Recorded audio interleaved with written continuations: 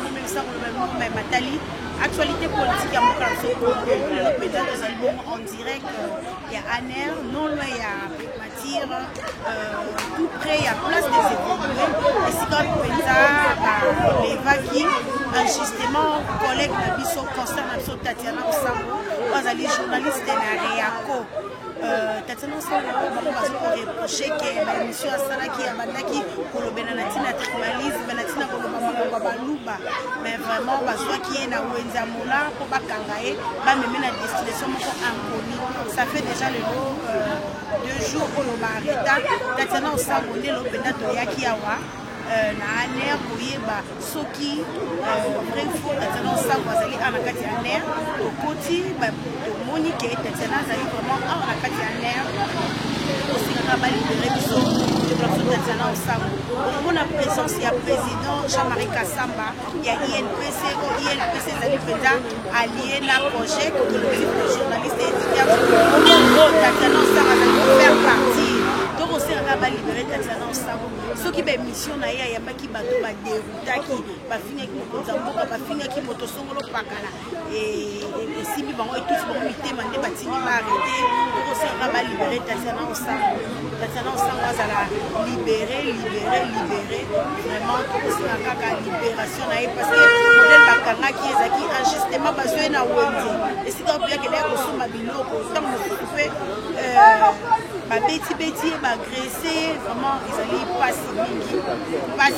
pasi mingi tokoseka balibere balobi na biso ke azali na esika moko malamu kuna na aner oyo biso tokoboya kala mosu bakopesela moko ya kolia kosala mabe na mosu mpe poison to mosu mpe mabe tokosenga kaka libération ya ndeko na biso mama Osambo balibere pene kozala malamu mingi tosino bolanda message ya président Jean-Marie Kassamba bolanda mpenza bainterview ya bandeko na biso bajournaliste oyo bakosenga kaka libération ya Tatiana Osambo omona mpe grande sœur na ye pasala na kati ya vidéo bakosenga toujours balibere Tatiana Osambo merci.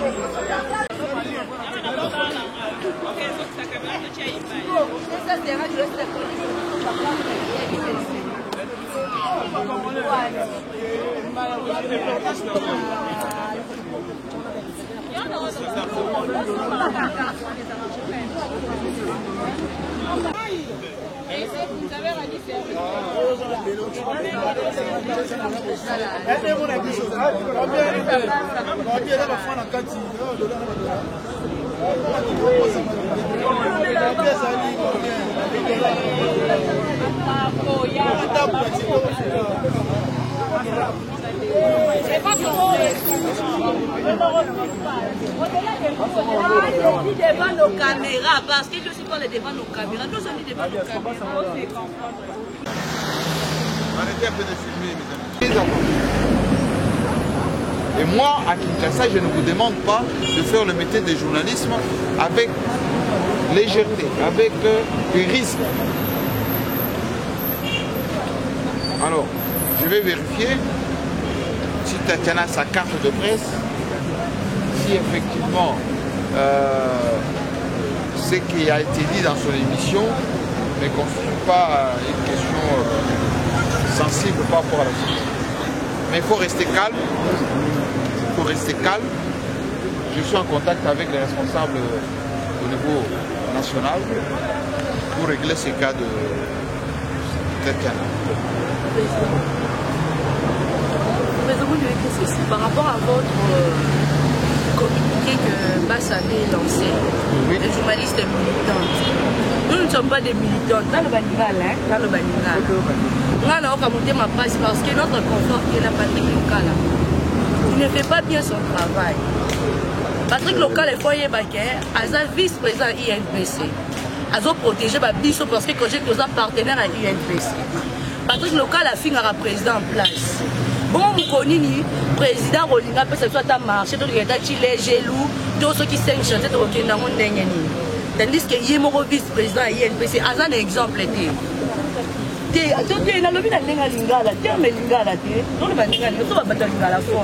Premièrement, deuxièmement, quand j'ai que ça partenaire, INPC Kinshasa. Donc, vous faites les présents et matin à la bichou. ni assistance. Non, toujours l'obati. Bato apoto batunaki biso te tozo lobati. C'est là que on solo avec la tête. Au pays ça va point. Kasi tozo solo la tête. Na ça va te nazo loba. Otika di au pays ça va point. Batembe tembo ba finga toza wana. Il faut que vous aussi LPC pour protéger biso. Kasi te Bibia, ton côté qui tombe, c'est la vacance. Présent la carte sur la carte. Nous sommes maintenant qui est bien, c'est pour Covid. Maman, il faut par moment INPC Kinshasa va protéger Bissau. Tant qu'il y a un syndicat, je prends le nom de 250 journalistes. Moi, je ne suis pas comme. Il faut dire à notre conférence avec la critique. Il faut attendre la ligne, il y a mon Lelo naye makambo ya Tatiana. Togo régler question o ya Tatiana. Ensuite togo tia ordre na ndenge nini na Kisasa awa presse doli. De sorte que bino nyonso boza na carte, bino nyonso bo cotiser, bino nyonso bo respecter éthique na déontologie. Aux à la COGEP, aux à la sous-association, n'importe. Vous êtes d'abord membre de l'UNPC. Vous êtes journaliste à quelque chose. Vous devez avoir carte Nabino, la journaliste. Dans le Nabino, vous à la calme, la solo na bakulio et la sécurité en Boka Olo avant. Je vais suivre les dossiers. On va régler. Mais vous à la calme. Après, moko na bino oazala en règle avec l'UNPC, avec réglementation et métier à journaliste en Boka. Parce que on ne peut pas continuer na aux en quantité, aux cotisés, mutuelle aux en quantité. Ensuite, ce que tu sengi boya na activité à UNPC aux oya. Lélo, non, Lélo, tout dans la situation à Tatiana, il faut que ça soit exemple pour tout le monde. Pour discipline et quota, tout ça, vous savez. D'accord? Alors, vous avez calme, désordre. La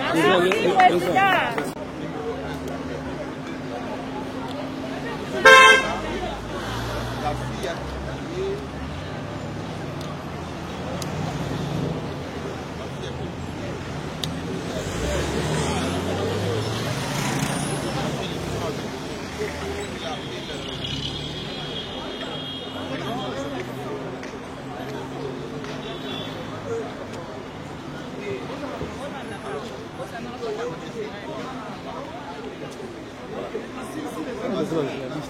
Mais Français. Oui, français.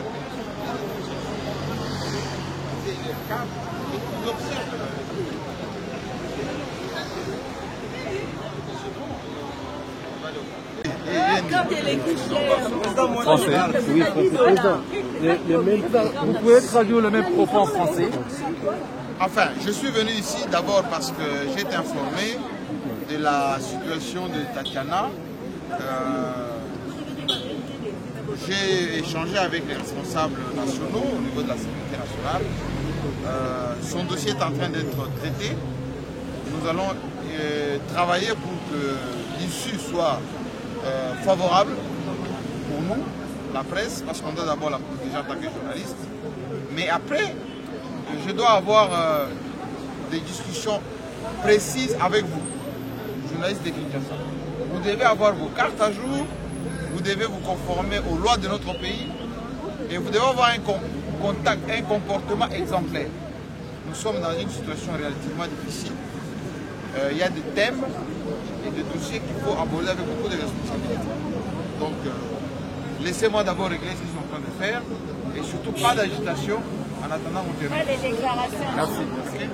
Merci.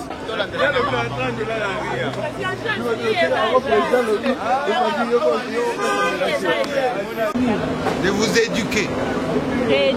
Libre à moi de vous éduquer. Alors, je vous demande de rentrer. on va trouver la solution avant les couchers de la nuit. D'accord?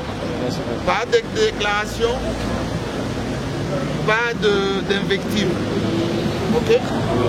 Et après, je vais vous convoquer via le responsable qui donne la carte de presse, notamment COGEP. COGEP. Notamment. Pour que tout le monde ait sa carte, tout le monde ait sa cotisation, tout le monde fonctionne selon l'éthique et la déontologie, les textes de l'université. Avant de venir dans des lieux comme ça, nous sommes à la primature, nous sommes au président de sécurité, le président travaille juste à côté. Il faut demander ne serait-ce que les quitus de l'université. D'accord? Voilà. Rentrez. Tatiana s'occupe de son camp. D'accord? Pas de posting sur Internet, pas de Facebook, pas de... Il faut dire aux gens de la Mouka, stop d'abord. Vous n'êtes pas... Tatiana est politique. Vous n'êtes pas associé de la Mouka. Oui, c'est ça aussi. Ni de la Mouka. Ni la Mouka, ni FCC, ni des journalistes. D'abord. Ni de Boudoudia Congo. Merci. Merci beaucoup. Depuis 6 heures, depuis l'obbi, et là on monte au Lobakaka. Mais on va pas dire que c'est politique. Tatiana Osango a ça la moussala. Allez, il faut aller. On peut cet exemple à Christian Malard. Christian Malard, à tout le monde a comprendre la chose d'Israël, il a critiqué Kabani, Bani, Mangé, là. Le chef d'État lui-même avait dit qu'il faut critiquer. Et c'est comme ça, les autres qui n'aiment pas, ils ont critiqué.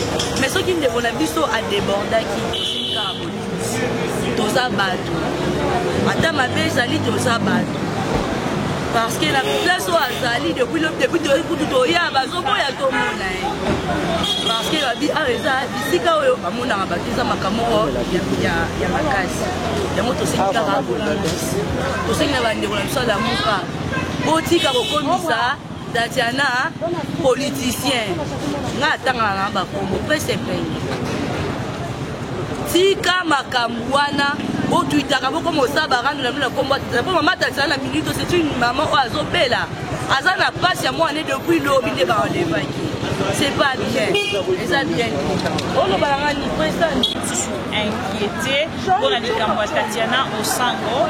Nous, la presse, toyaki awalelo, elongo na président na biso ya ville ya Kinshasa, Jean-Marie Kassamba, toye toleli na bakonzi ya mboka. Il nous arrive de fois de tirer un micro na bato toyambaka basalaka moi dérapage. Et ça a biso obligation ya pour recadrer. Ce qui peut-être ndekolabiso Tatiana Osango seperdaki tant mon souci atikalaki na moi koye bateki a recadrer invité naye nous de notre côté tondimi tosengi bolimbisi de tout cœur totalisi na bakonzi o nyonso bakambaka secteur ya sécurité et si Tatiana Osango azali amekala kosunga biso de chance que to retrouver ndekolabiso. Alors avec cette promesse de notre président, il y a UNPC Kinshasa, Jean-Marie Kassamba, bakondi balobi tosonga bangomoko bakoyeba na trouver solution jusqu'à ce que basilisa makambo nyonso. Alors merci na bino nyonso pesa qui soutient na libanda pe kozalaki na inquiétude ya bakoyeba soki aza déjà libanda soki non aza libanda te. En attente toujours Tatiana Osango, on est ensemble cœur ma mission TV na ba journaliste nyonso ya projet osaleli au motema, on est ensemble check. Wow. Oui, toye toza na primati, tozo on a président ya INPC Jean-Marie Kassamba, président Jean-Marie Bassa, on a président ya compte ya INPC na commission ya carte. Souci na biso toza bango na ba politicien. Mais toye ba les bozu ba biso bo commencer biso ba pire na ba petit na ba vie et bo mamusala.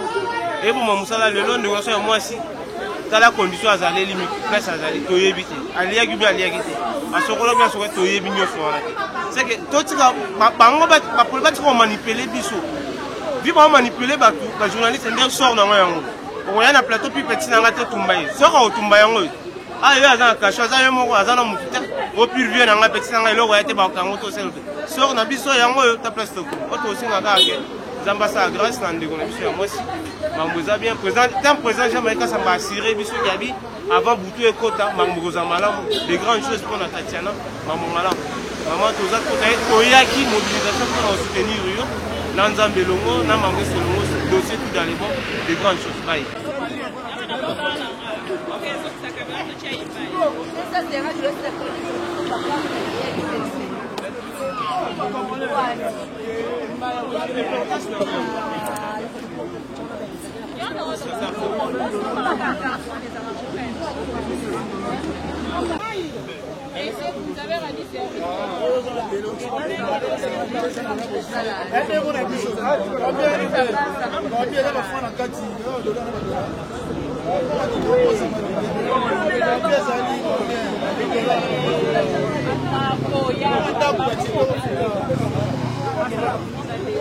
C'est pas